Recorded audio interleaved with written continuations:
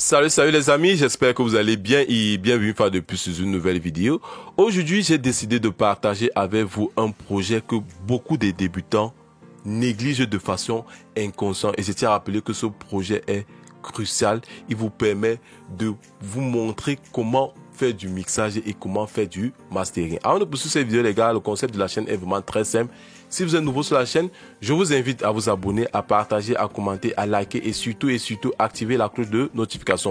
Je me suis rendu compte que beaucoup d'entre vous continuent de s'abonner et ça me va vraiment droit au cœur. Mais qu'à cela ne tienne, activez cette fameuse cloche de notification qui a pour but ici de vous faire part des prochaines vidéos qui vont sortir. Bref, nous allons directement entrer dans le vif du sujet et nous allons essayer de faire une pause publicitaire. Pour tous ceux qui ne savent pas, j'ai mis à votre disposition une formation sur comment mixer sa musique de A à Z et je mets à votre disposition 13-30 minutes de visionnage et je mets également à votre disposition pas mal de templates et pas mal d'effets de mixage. Pour tous ceux-là qui veulent entrer en possession de cette formation et de ces effets, toutes les informations se trouvent dans la description. Nous allons directement entrer dans le vif du sujet et je sais que beaucoup d'entre vous utilisent FL Studio mais de façon inconsciente. Lorsque vous installez FL Studio, lorsque vous l'utilisez de la première, lorsque vous l'ouvrez, le premier interface qui se trouve généralement, c'est un projet de musique. Le conseil que je peux vous donner, étant donné que lorsque vous l'ouvrez, directement, chacun essaie de configurer à sa façon, chacun essaie de modifier les différents paramètres. Dorénavant, lorsque vous l'ouvrez, faites une sauvegarde source. Ça veut dire que enregistrez-le dans un bureau ou alors dans un emplacement auquel vous allez avoir accès à cela facilement. C'est vrai que par défaut, on peut le trouver, mais car cela ne tient pour vous faciliter la tâche, faites une sauvegarde source qui va vous permettre d'entrer en possession facilement de ce projet. Voici cette interface.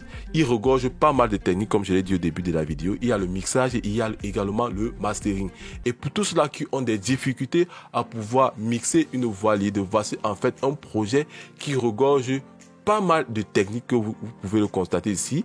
Là, présentement, nous avons nos voix lead, nous avons le vocal delay, nous avons le delay, le 1K, le slap delay, le vocal EQ, nous avons notre reverb. Beaucoup d'entre vous se demandent comment est-ce que je fais pour pouvoir progresser. En fait, moi, par le passé, j'ai négligé ce projet et par coup de chance, par coup d'inspiration, si je peux le dire entre guillemets, je n'ai pas voulu négliger certains détails. Je me suis vraiment mis à fond. Lorsque j'ai ouvert ce projet, j'ai vu vraiment des techniques impressionnant, si je peux le dire entre guillemets, comment utiliser une reverb sans toutefois saturer, comment donner de la texture, de la créativité avec certains effets, bien évidemment en passant par l'automation. Là, nous avons notre projet vraiment complet. Vous vous rendez compte que il y a déjà en quelque sorte un mastering, si je peux le dire entre guillemets, et je tiens à rappeler que ce projet ne sature pas.